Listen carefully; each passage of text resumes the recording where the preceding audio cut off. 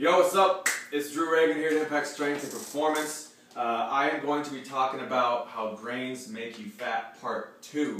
A little bit of a freestyle away from how they actually make you fat though. I want to backtrack a little bit. This should have been actually video part 1.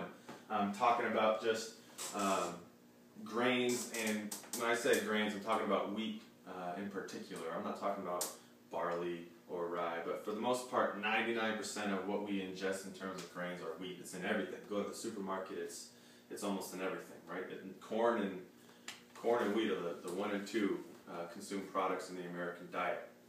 But I want to backtrack a little bit based off the video that I shot on Monday talking about how wheat spikes your insulin levels, makes you super fat, not a healthy food to consume at all. I had a couple people say, yo Drew, how does that work out? Because isn't bread the staff of life? That's what Moses and Jesus and everyone in the Bible was rocking. That's what he was feeding everyone. How was an old school food causing so much new disease? And that's primarily because we're not eating the same grains.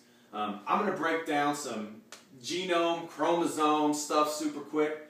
But recognize what we're eating today is far different from what they were eating back in biblical times, right? So, 8500 BC, that's what this is right here with my chicken scratch. You can't really see it. But 8500 BC, one of the first wheats, einkorn, was being cultivated in the Fertile Crescent. I'm talking like Israel, Syria, modern day Iraq. And this einkorn wasn't being baked or anything like that. They were this crew of people in that area. I forget what the actual group of people was, but they used it as porridge. They ground up the wheat and ate it straight up as porridge. Now, einkorn, over the course of a couple thousand years, went itself and got itself a girlfriend. And that girlfriend's name was goat grass, right? I would never date a girl named goat grass, but I don't know what einkorn was thinking. But anyways, got herself a girlfriend, had a love child by the name of Emmer. All right, Emmer did his thing, and this was around biblical times. Emmer, all right, and 14 chromosomes was how many chromosomes einkorn had. Goat grass had 14 chromosomes as well, so now we have 28 chromosomes. We have a 28 chromosome bread, completely different. It's a different strain of wheat, right? Emmer went himself got another girlfriend, right? I forget even how to say this one. Not really important. Know that I got a girlfriend. It's Takadam Tosh, I believe. That had 14 chromosomes. And then we had a 42 chromosome wheat by the name of T. Astachytum, right? And this is more like what modern day wheat is derived from. Is this form of wheat right here? Or sorry, this form of wheat right here. Now, back in the mid 18th century, right, 1750s, they went out and counted. Scientists went out and counted how many versions of this wheat there were, and there were 5 types. All right. Today, due to modern hybridization techniques, we have over 25,000 forms of this form of wheat right here. So it is a far cry from what we were consuming back in biblical times, right? Now I have this A here, I have this AB, and I have this ABD next to all these 3 main variants of the original einkorn. But ABD are the genomes associated with these wheats, and the D genome, right, on the ABD. Because first it was just an A genome, then it was an AB, then it was an ABD due to just mating and cross-pollinating, all that stuff. That D genome is the gene that scientists mess with when they are doing all these hybridization things with wheat. Now, very, very honorable purposes, they decided to start, or really, scientists started pursuing hybridizing wheat in the first place.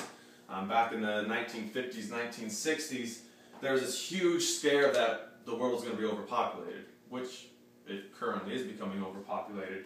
But, so they put all this money and research into finding out how they could create a higher yield wheat that could feed more people. They did so successfully, but in the meantime, did not look at any of the health ramifications that this hybridizing would do. So it produced a bigger yield, right, which would solve the world hunger problem. But also, I mean, they made it drought resistant, heat resistant, insect resistant. So they did all this stuff. And that D genome is the genome that they're messing with when they're doing this hybridizing of wheat. And that's important because the D genome is the genome most affected with gluten. Okay, now gluten in bread is what gives it that elastic property. You see like a pizza chef, you know, twirling the dough around and it's staying elastic. That's gluten. All right, and that's very important for baking products. So you can make all these cool looking donuts and muffins and all this stuff. But when they continue to mess with that genome, right, they continue to mess with the gluten property of bread. And that is why within the past 40 years, we've seen a quadrupling of not only gluten sensitivities, but celiac disease, and there are a host of other problems we could talk about. And I'll get into that later when I keep hating on grains and do my part 3 of wheat. But recognize that the grains that we're eating today are a far cry from what we were eating before. It's messing up our health, it's making us sick, it's making us fat, and it's weird. It's a mutant food, so stay away from it. That's what we're getting down with today. I don't think it's safe. I think in a you know, hopefully sooner than later, we're gonna be able to say like, what are we doing, and just cut it out of our diet in the first place. Or you know, we'll see where it goes. But until then, I'll be shooting another video on wheat next week. If you have any questions, hit me up, drew@GoImpactStrength.com. I want to give a shout out to Sean Croxton at Underground Wellness, who provides me a lot of this information. Go check him out, he's a great guy.